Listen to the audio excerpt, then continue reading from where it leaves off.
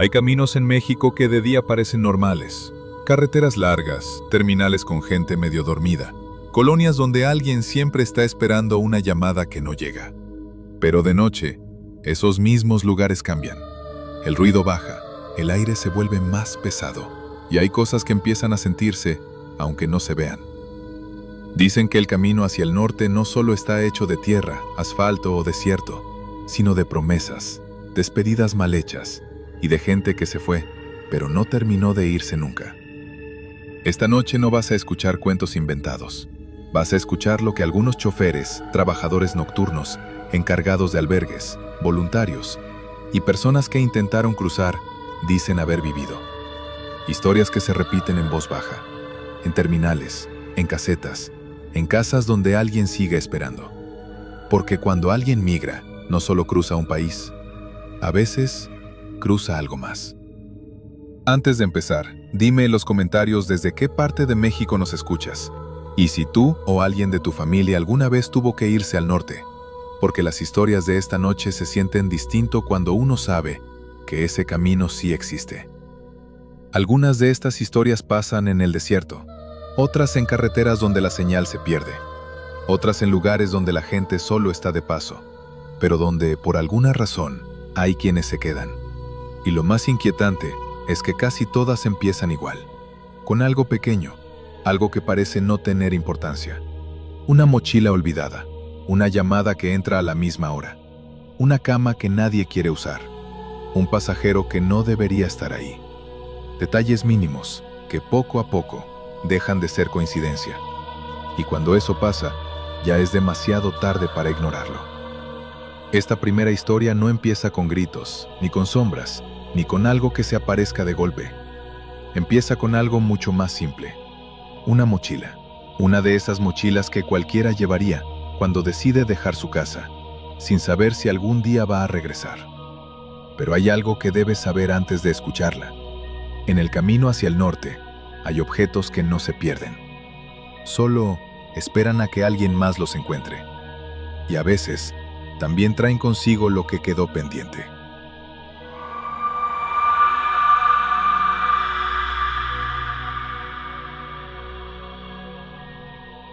Historia. La mochila que siempre volvía. Me llamo Ernesto, y durante varios años trabajé como jornalero en Michoacán. No era la primera vez que pensaba en irme al norte, pero sí fue la primera vez que sentí que ya no tenía opción. En mi casa ya no alcanzaba. El campo daba cada vez menos, y uno empieza a ver cómo otros se van, mandan dinero, y poco a poco la idea deja de ser lejana, se vuelve necesaria. Recuerdo bien el día que salí. Mi mamá me dio un escapulario, de esos que ella siempre guardaba, y me dijo que no lo soltara, que aunque no creyera mucho, lo llevara. También me cosió un papelito dentro de la camisa, con números de teléfono. Por si pasa algo, me dijo. Uno se ríe en ese momento, pero ya en el camino, esas cosas pesan distinto. Llegué a Altar Sonora, como muchos. Ahí todo el mundo sabe a qué vas, aunque nadie te pregunte directamente. Ves mochilas por todos lados, unas nuevas, otras ya desgastadas, con el cierre medio roto, llenas de polvo. Cada quien lleva lo suyo, botellas de agua, latas, ropa ligera, fotos y a veces, promesas. La primera vez que vi la mochila, no me llamó mucho la atención. Era una mochila gris, vieja, de esas que ya no tienen marca visible. Tenía una de las correas medio deshilachada y una mancha oscura que parecía de tierra seca. Estaba en una casa de paso donde nos quedamos esa noche. Pensé que era de alguien más. Lo raro empezó al día siguiente. Salimos en grupo, caminando todavía en zona donde el terreno no era tan pesado. En una pausa, mientras todos tomaban agua, la volví a ver. La misma mochila, apoyada contra una piedra. Le pregunté a uno de los muchachos si era suya. Me dijo que no. Otro dijo que quizá alguien del grupo de antes la había dejado. Y así quedó. Uno en ese momento no piensa tanto. Está más ocupado en el calor, en el ritmo, en no quedarse atrás. Pero esa noche volvió a aparecer. Ya más adentro, en una zona donde no había pasado nadie en horas. Estaba ahí, como si alguien la hubiera dejado con cuidado. No tirada, no olvidada, colocada. Ahí fue cuando algo empezó a sentirse raro. Uno de los del grupo dijo, «Esa mochila ya la vi antes». Y otro contestó, Yo también. Pero nadie dijo nada más. Porque en esos caminos hay cosas que es mejor no nombrar. Seguimos avanzando. El calor pegaba fuerte de día, y en la noche el frío se metía hasta los huesos. Y la mochila seguía apareciendo. No siempre en medio, a veces más adelante, como si alguien hubiera pasado antes que nosotros. A veces atrás, como si alguien nos estuviera siguiendo. Nadie la tocaba. No sé si era respeto o miedo. La cuarta vez que la vi, ya no pude ignorarlo. Estaba abierta, un poco, lo suficiente para que se asomara una tela y algo más. Esa vez no había nadie cerca. El grupo se había adelantado un poco y yo me quedé atrás, ajustando mi zapato. No sé qué me hizo acercarme. Tal vez curiosidad, o tal vez esa sensación de que si no lo hacía, me iba a arrepentir. Me agaché y abrí un poco más la mochila. Dentro había lo normal: una playera doblada, una botella vacía, un paquete de galletas aplastado. Pero también había algo cosido por dentro, como el papel que mi mamá me había puesto. Me quedé helado. Metí la mano y con cuidado saqué ese pedazo de tela. Era un forro interno, abierto con hilo, y dentro había un papel. Lo desdoblé. Tenía un nombre y un número y una frase escrita con letra apretada. Voy a regresar por mi niña. Espérenme. Sentí algo en el pecho. No miedo, algo más pesado. Como si de pronto entendiera algo, sin querer entenderlo del todo. Guardé el papel otra vez. Cerré la mochila. Y cuando levanté la vista, el grupo ya no se veía. Apuré el paso para alcanzarlos. No dije nada. Nadie dijo nada. Pero desde ese momento, la mochila ya no era solo una mochila. Era alguien, o algo que no había terminado. Esa noche, mientras tratábamos de dormir, uno de los hombres del grupo empezó a hablar en voz baja. Dijo que años atrás había escuchado de alguien que se perdió en esa ruta. Un hombre que iba por su familia, que prometió regresar por su hija, pero nunca llegó. Nunca se supo nada. Solo que algunos grupos veían cosas, objetos, señales, cosas que aparecían, como si quisieran seguir caminando. No dormí. Al amanecer, la mochila ya no estaba. Seguimos, pero algo en mí ya no estaba igual. Días después, decidí no seguir. No voy a decir que fue solo por eso, pero tampoco puedo decir que no tuvo que ver. Regresé, con las manos vacías, pero con algo que no se me ha quitado hasta hoy. Porque desde entonces, cada vez que veo una mochila abandonada, no pienso en alguien que la perdió. Pienso en alguien que todavía no ha podido regresar, y en lo que deja, para que otros lo recuerden en el camino.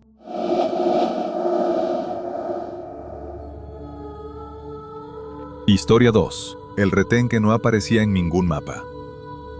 Me llamo Luis, y durante más de 10 años trabajé como chofer de autobús foráneo en rutas del norte. No era un trabajo fácil, pero uno se acostumbra. Carreteras largas, horarios pesados, noches enteras manejando, y ese tipo de silencio que solo se siente cuando llevas horas sin ver nada más que asfalto y luces lejanas. Yo conocía bien las rutas entre Sonora y la frontera. Sabía dónde había casetas, dónde estaban los retenes reales, y sobre todo, dónde no había nada. Eso es importante, porque cuando manejas de noche, lo único que te mantiene tranquilo es saber qué esperar. Aquella noche salimos un poco retrasados. El autobús no iba lleno, quizá unas 15 personas. Gente callada, de esas que viajan sin hacer ruido, sin llamar la atención. Muchos iban hacia el norte. Eso se nota sin que nadie lo diga. Maletas ligeras, miradas cansadas, y ese silencio que no es de descanso, es de pensamiento. Ya llevábamos varias horas de camino. La carretera estaba completamente oscura. Ni pueblo cerca, ni luces, ni señal. Solo el motor, y de vez en cuando, el sonido del viento golpeando los lados del autobús. Todo normal. Hasta que vi las luces. A lo lejos, 2 filas de conos reflejantes y luces blancas, como de revisión. Un retén. No era raro, pero algo no me cuadró. Esa ruta la había hecho muchas veces, y en ese tramo no había ningún retén, ni federal, ni militar, ni estatal. Aún así, uno no se puede arriesgar. Bajé la velocidad. Los pasajeros empezaron a moverse un poco, Algunos se acomodaron en sus asientos, otros voltearon a ver por la ventana. Se sentía esa tensión leve, esa que siempre aparece cuando hay revisión. Mientras me acercaba, empecé a notar detalles. Los conos estaban demasiado alineados, perfectos, como si los hubieran puesto con regla. Las luces no parpadeaban. No tenían ese tono irregular que tienen las lámparas de carretera. Eran demasiado fijas. Y los hombres no se movían. Había 3, de pie, en posiciones exactas. No hablaban entre ellos, no caminaban, no hacían señales. Solo esperaban. Sentí un frío raro en la espalda. Aún así, seguí avanzando. Uno de ellos levantó la mano, indicando que me detuviera. Frené. Abrí la puerta. El hombre subió. Llevaba uniforme, pero no tenía insignias claras. No olía a sudor, ni a polvo, ni a nada. Eso fue lo primero que me pareció extraño. En ese tipo de trabajos, siempre hay olor. Siempre. Me pidió los papeles. Su voz era baja, demasiado uniforme, sin emoción. Se los entregué. Los revisó, o al menos, fingió revisarlos. Luego miró hacia los pasajeros, uno por uno, sin apuro, sin curiosidad, como si ya supiera quién estaba ahí. En ese momento, el radio del autobús hizo un ruido raro, un tipo de interferencia, como estática, pero más grave. Miré el tablero. La señal se había ido, completamente. El hombre devolvió los papeles, y antes de bajarse, me dijo algo, muy despacio. Ese asiento no debería estar ocupado. Sentí un golpe seco en el pecho. No pregunté cuál. No dije nada. Solo asentí. Él bajó. Cerré la puerta y avancé. Cuando pasamos el retén, miré por el retrovisor. Los 3 hombres seguían exactamente igual, en la misma posición, sin moverse, ni siquiera para ver cómo nos íbamos. Pasaron unos minutos. Nadie habló, hasta que una mujer, en la tercera fila, preguntó: ¿siempre hay revisión aquí? No respondí de inmediato. Luego dije: no. Y ahí empezó a sentirse más pesado todo. Decidí seguir, sin detenerme en ningún lado. Cuando llegamos a la siguiente caseta, hablé con uno de los encargados. Le pregunté por el retén. Se quedó callado. Luego me dijo: aquí no hay ningún retén en ese tramo. Sentí cómo se me helaban las manos. Le describí el lugar, las luces, los hombres, los conos. Negó con la cabeza. No, eso no es de aquí. Volví al autobús, y antes de arrancar, miré el interior. Los pasajeros estaban en silencio, como si algo se hubiera quedado, aunque ya no estuviera. Entonces recordé lo que dijo el hombre. El asiento. Empecé a recorrer con la mirada, fila por fila, hasta que lo vi. Un asiento vacío, pero no cualquiera. Uno donde claramente alguien había estado sentado. La tela estaba hundida, como si alguien se hubiera levantado hace poco. Pero nadie se había levantado. Nadie había bajado. Revisé mi lista. Ese asiento estaba asignado a un hombre que subió al inicio del viaje. Lo recordaba bien, callado, con una mochila pequeña. Nunca habló, nunca pidió nada, solo se sentó. Y ahora no estaba. Nadie lo vio bajar. Nadie lo escuchó. Nada. Pregunté discretamente. Algunos dijeron que lo habían visto dormido, otros que no lo recordaban bien. Pero todos coincidían en algo. Después del retén, nadie volvió a verlo. Esa noche no pude terminar el turno igual. Algo en mí ya no confiaba en la carretera. Días después, hablé con otro chofer. Le conté lo que pasó. No se sorprendió. Solo me dijo: hay tramos donde se revisa otra cosa. No pregunté más. Desde entonces, hay algo que no hago. Si voy manejando de noche y veo luces donde sé que no debería haber nada, no me detengo.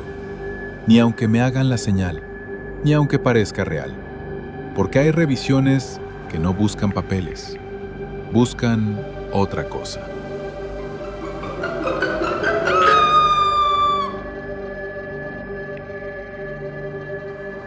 Historia 3.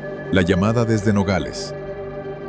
Me llamo Verónica y durante varios años trabajé en un locutorio en Nogales. Era uno de esos lugares pequeños, con cabinas telefónicas, computadoras viejas, impresora y servicio de envíos de dinero. Ahí llegaba de todo. Gente que necesitaba mandar un mensaje urgente, familias que esperaban una llamada del norte, personas que venían solo a escuchar una voz conocida, aunque fuera por unos minutos. Mi turno era el de la noche. Entraba cuando ya casi no había movimiento, pero justo a esas horas era cuando pasaban las llamadas más importantes, las que no podían esperar. Uno se acostumbra a escuchar de todo: llanto, risas nerviosas, silencios largos, promesas, muchas promesas. La mayoría de las llamadas eran cortas. Ya llegué, estoy bien, mañana te marco. Y a veces, eso era todo lo que alguien necesitaba para dormir. Pero hubo una llamada que nunca fue igual. La primera vez que entró, eran como las 2:17 de la madrugada. Lo recuerdo porque el sistema siempre marcaba la hora exacta. El teléfono de la cabina 3 empezó a sonar, aunque nadie estaba usando esa cabina. Eso ya era raro, porque las llamadas entraban a la línea principal y yo las pasaba manualmente. Pero esa vez sonó directo. Fui a ver, levanté el auricular. No dije nada al principio, y del otro lado solo escuché viento. Un viento seco, constante. Luego, una voz, muy baja, como si estuviera lejos o como si hablara sin fuerzas. Ya llegó. No entendí bien. Pregunté, ¿a quién busca? Hubo silencio. Luego otra vez la voz. ¿Ya llegó Rosa? Sentí algo raro, pero respondí normal. No, aquí no hay nadie con ese nombre. Silencio otra vez. Y luego, la llamada se cortó. No le di mucha importancia. Pensé que alguien se había equivocado o que la línea estaba fallando. Pero al día siguiente, a la misma hora, volvió a sonar. 2:17, cabina 3. Fui directo. Contesté. El mismo sonido, el mismo viento, la misma voz. ¿Ya llegó Rosa? Esta vez me quedé callada unos segundos y luego pregunté, ¿quién habla? No respondió.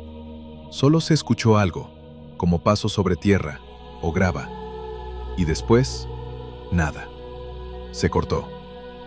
Ahí ya no me sentí tranquila. Le pregunté a mi compañero del turno de mañana si había algún cliente frecuente con ese nombre. Negó.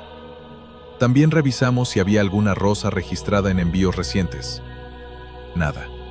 Todo normal, excepto esa llamada. La tercera vez, ya la estaba esperando. 2:17. Sonó. Y antes de contestar, sentí ese nudo en el estómago. Como cuando sabes que algo no está bien. Levanté. No dije nada. Y la voz habló primero. Dígale que no me esperen. Se me heló la piel. Traté de mantener la calma. ¿Quién eres? Hubo un silencio largo. Y luego, muy bajo, se me acabó el agua. No supe qué decir. No supe cómo reaccionar. Sentí que si hablaba más, iba a escuchar algo que no quería. La llamada se cortó. Esa noche, no pude trabajar igual. Cada sonido me parecía extraño. Cada sombra, demasiado larga. Al día siguiente, no dije nada a nadie. Pero empecé a fijarme más. En los registros, en los números, en los detalles. Y fue entonces cuando lo vi. El número que aparecía no era normal. No estaba completo. Era como si faltaran dígitos, como si no perteneciera a ninguna red. Y aún así, seguía entrando. La cuarta vez, decidí hacer algo distinto. Cuando sonó, contesté y dije, Rosa no está, pero puedo dejarle un mensaje. Hubo silencio. Luego, algo que nunca se me va a olvidar. un susurro. Ya no la llame. Sentí un vacío en el pecho.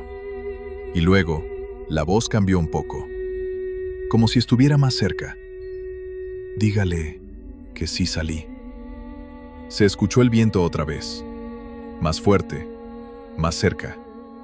Y algo más, como si alguien respirara con dificultad. Y luego, la llamada se cortó. Esa fue la última vez. Nunca volvió a sonar. Pero días después, una mujer llegó al locutorio. Ya grande, con una foto en la mano. Preguntó si alguien había llamado preguntando por Rosa. Sentí que el suelo se movía un poco. Le pregunté por qué, y me dijo que su hijo se había ido al norte, que la última vez que supieron de él fue desde Nogales, que prometió llamar cuando cruzara, pero nunca lo hizo. Me enseñó la foto. Era él. Lo reconocí. No porque lo hubiera visto en persona, sino porque su mirada era la misma que había sentido al otro lado del teléfono. No le conté todo. Solo le dije que a veces las llamadas se pierden. Pero desde ese día, cada vez que el reloj marca las 2:17, aunque ya no trabaje ahí, no puedo evitar pensar que hay llamadas que no se hacen para hablar. Se hacen para despedirse. Si te hubiera pasado algo así, ¿habrías seguido contestando esas llamadas o habrías dejado que sonara sola? Y hasta aquí, quiero leer si en tu estado existe una historia parecida, de alguien que nunca volvió del camino.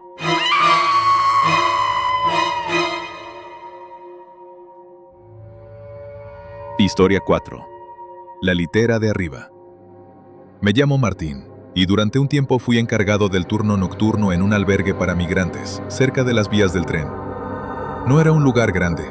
Teníamos unas cuantas literas, cobijas dunadas, una cocina sencilla, y lo básico para que la gente pudiera descansar antes de seguir su camino. Ahí uno ve de todo.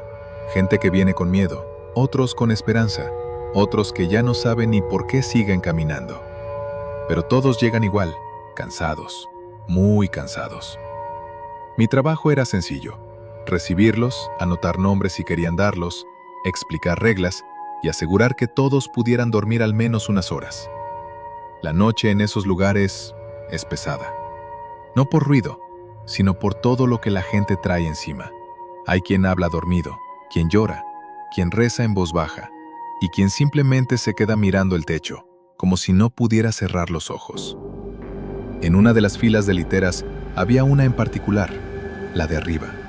No tenía nada especial. Era igual que las demás, pero con el tiempo la gente empezó a evitarla. Nadie decía por qué, solo si había espacio en otra parte, preferían no subir ahí. Al principio pensé que era casualidad, pero después empezaron los comentarios.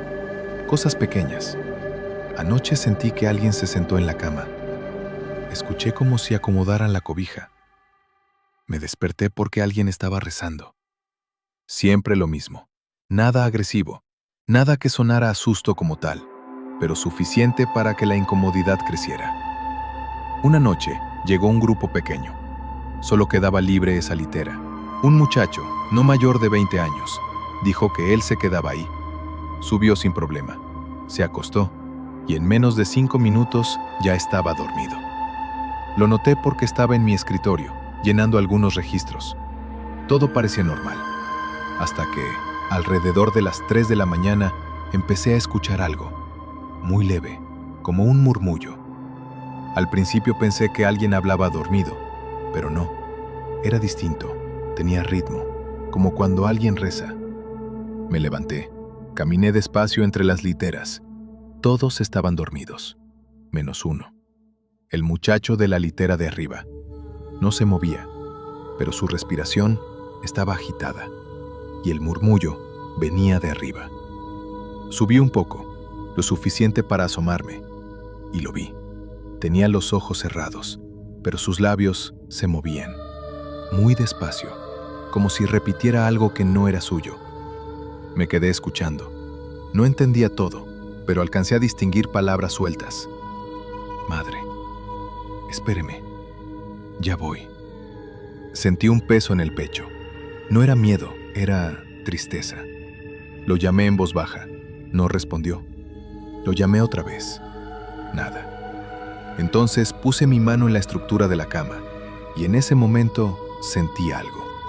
Como si alguien más también estuviera ahí arriba. No lo vi, pero se sentía. Como una presencia quieta cerca de él. Retiré la mano. Esperé. El murmullo siguió unos segundos más y luego se detuvo. El muchacho dejó de moverse. Su respiración se calmó y todo volvió al silencio. A la mañana siguiente, bajó como si nada. Le pregunté si había dormido bien. Me dijo que sí, pero que había soñado algo raro. No era mío el sueño, dijo. Eso fue lo que me quedó. No era mío. No quise presionarlo, pero le pregunté qué recordaba. Me dijo que estaba hablando con alguien, con su mamá, pero no la veía. Solo sabía que estaba ahí y que le prometía que iba a regresar. Sentí un nudo en la garganta. Le pregunté si su mamá estaba bien. Me dijo que sí, que la había dejado en su pueblo y que pensaba volver por ella cuando pudiera. No dije nada más. Ese mismo día, revisé los registros antiguos del albergue. Buscaba algo. No sabía exactamente qué. Hasta que encontré una anotación vieja, de meses atrás. Un nombre y una nota al lado. Durmió en litera superior. No despertó. No había más detalles, solo eso. Pero alguien había agregado después, con otra letra. Dijo que iba a regresar por su madre. Me quedé mirando esa frase mucho tiempo. Desde entonces, nunca obligué a nadie a dormir en esa litera. Si alguien la elegía, lo dejaba, pero siempre me quedaba despierto, escuchando, porque entendí algo.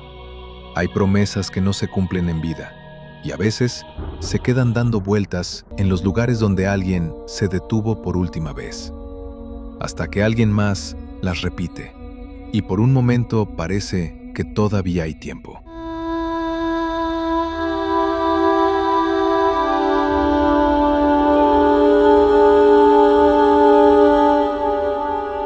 Historia 5. El coyote del kilómetro 38. Me llamo Raúl y tengo un pequeño taller a un lado de la carretera en Tamaulipas.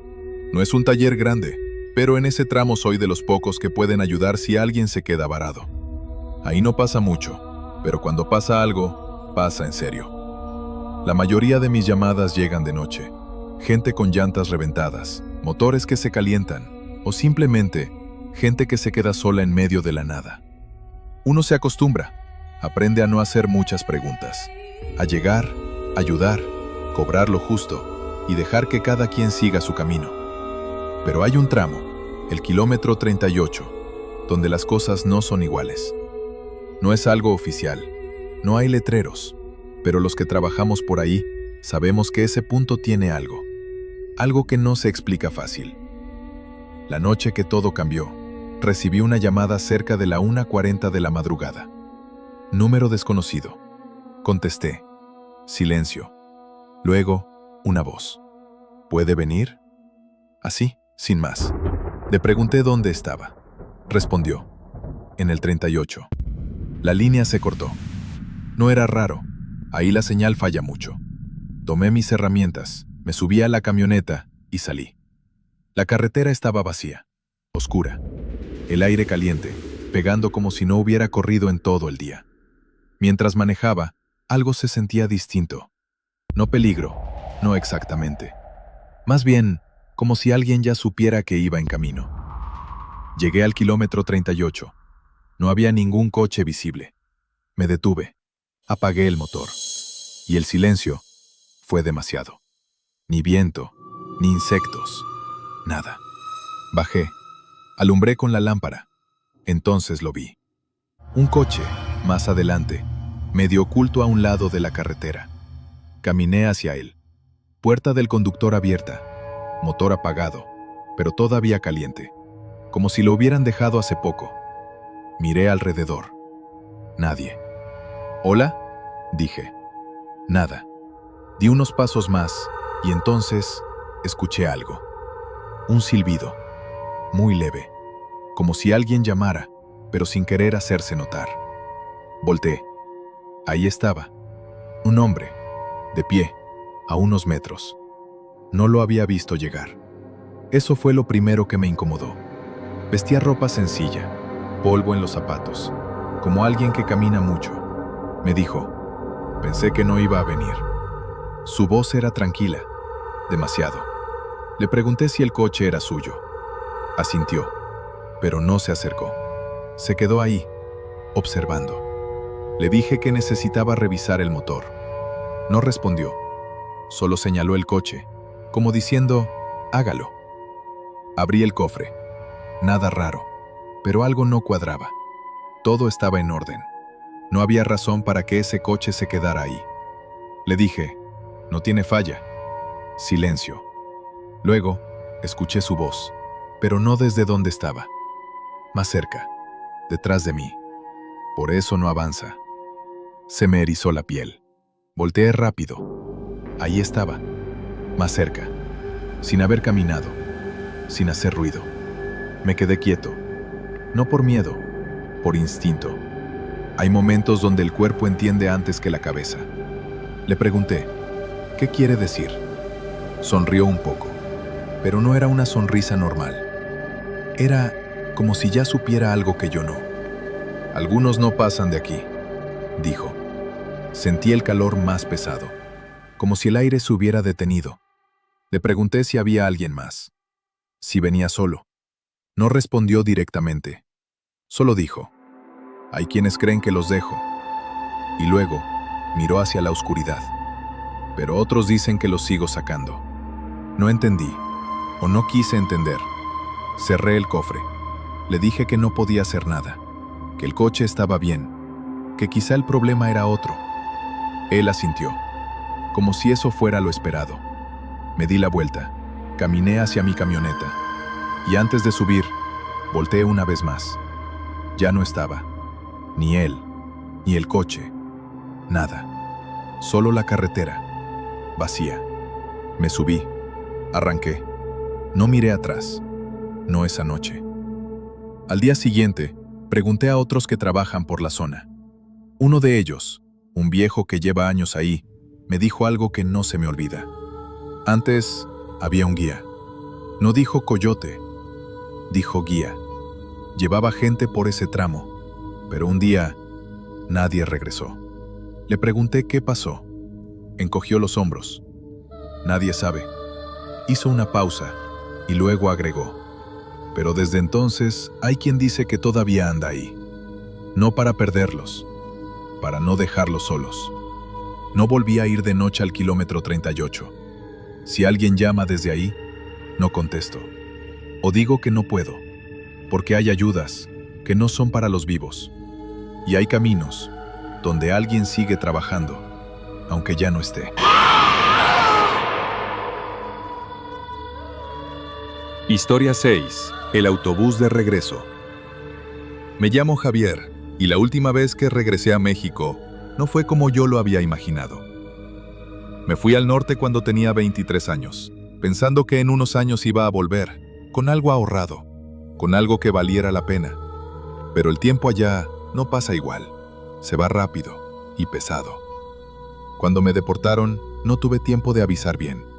Solo me dieron mis cosas, lo poco que tenía, y me subieron a un autobús, de esos que cruzan la frontera hacia adentro del país. No iba lleno, la mayoría venía como yo, callados, mirando por la ventana, aunque afuera no hubiera mucho que ver. Nadie habla en esos viajes, porque todos sabemos lo mismo. No es solo volver, es volver distinto. Me senté cerca de la mitad, asiento de pasillo. Tenía una bolsa con ropa, unos papeles y nada más. El autobús arrancó. Nadie dijo nada, solo el sonido del motor y de vez en cuando alguien acomodándose en su asiento. Las luces estaban bajas, ese tipo de luz que no te deja dormir bien, pero tampoco te deja estar completamente despierto. Pasaron un par de horas, no sé exactamente cuántas. En esos viajes, el tiempo se vuelve raro. Fue entonces cuando alguien se sentó a mi lado. No lo vi subir, no lo escuché. Simplemente, cuando volteé, ya estaba ahí. Un hombre, más o menos de mi edad, con ropa sencilla, como la de cualquiera que viene de regreso. Me saludó con la cabeza. Yo hice lo mismo. No quería hablar, pero él sí. ¿De dónde vienes?, me preguntó. Del norte, respondí. Asintió, como si ya lo supiera. ¿Y si te fue bien? Esa pregunta es de las que duelen, porque uno no sabe qué contestar. Dije algo como, más o menos. Se quedó en silencio unos segundos.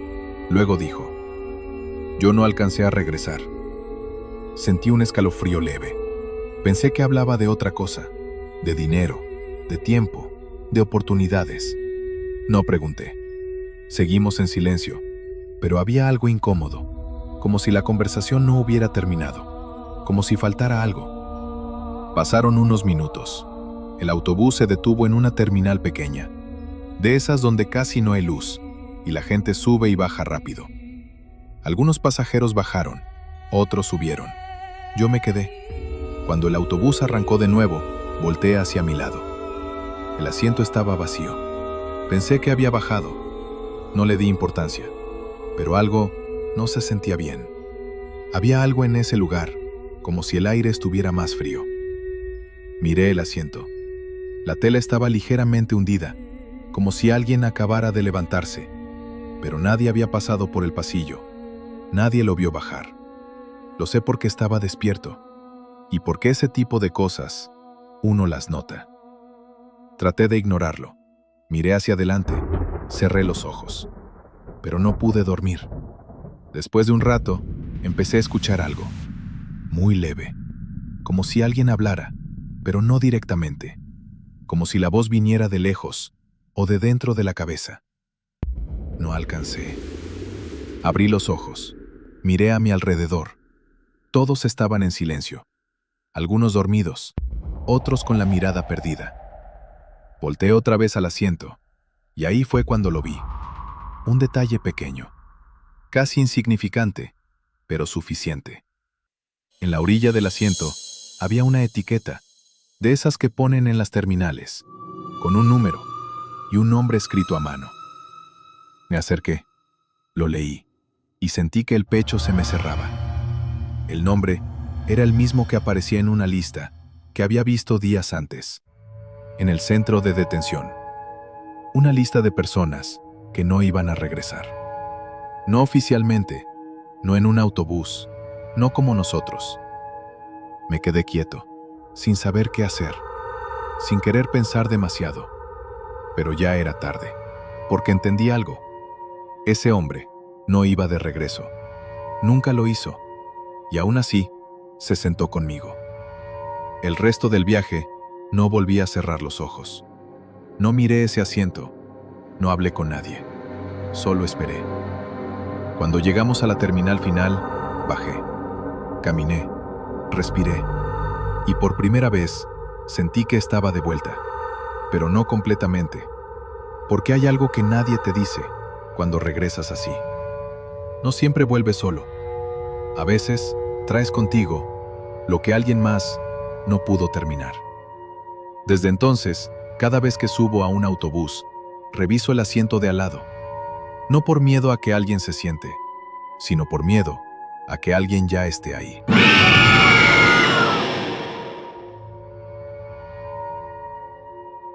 Historia 7.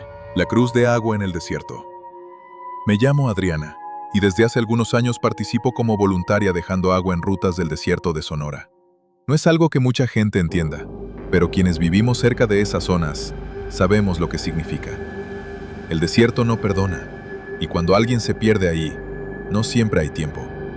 Por eso salimos en grupos pequeños, con camionetas, garrafones, mochilas, y dejamos agua en puntos donde sabemos que la gente pasa. No preguntamos quién, ni de dónde vienen, solo dejamos y seguimos. También encontramos cosas, muchas. Zapatos abandonados, botellas vacías, mochilas abiertas y a veces cruces. Pequeñas, hechas con lo que hay. Madera, ramas, alambres. Algunas tienen nombres, otras no, pero todas significan lo mismo. Una de esas rutas tenía algo distinto. No lo supe al principio, pero con el tiempo empezamos a notarlo. Había una cruz, pequeña, hecha con ramas delgadas y amarrada con un pedazo de tela. Nada especial, pero siempre estaba cerca del agua. Lo raro es que cambiaba de lugar. No mucho, unos metros, a veces unos cuantos pasos más adelante, otras veces más atrás, como si alguien la moviera. Pero nosotros no éramos, y en esa zona no hay gente que ande vagando así. La primera vez que me di cuenta fue porque la dejamos junto a un garrafón lleno. Volvimos días después, y la cruz ya no estaba ahí. Estaba unos metros más adelante, el garrafón vacío. Pensé que alguien había pasado, que había tomado el agua y movido la cruz. Tiene sentido, eso hacemos todos, de alguna manera. Pero luego pasó otra vez, y otra. Siempre igual, cruz, movida, agua, consumida, pero sin huellas claras, sin rastros firmes, como si el desierto mismo decidiera borrar todo. Una noche, decidimos quedarnos más tiempo. Queríamos ver si alguien pasaba, si alguien la movía, si había una explicación. Nos quedamos en silencio, con las luces apagadas, esperando. El desierto en la noche es distinto. El frío baja rápido, el viento cambia, y el silencio no es vacío, es profundo.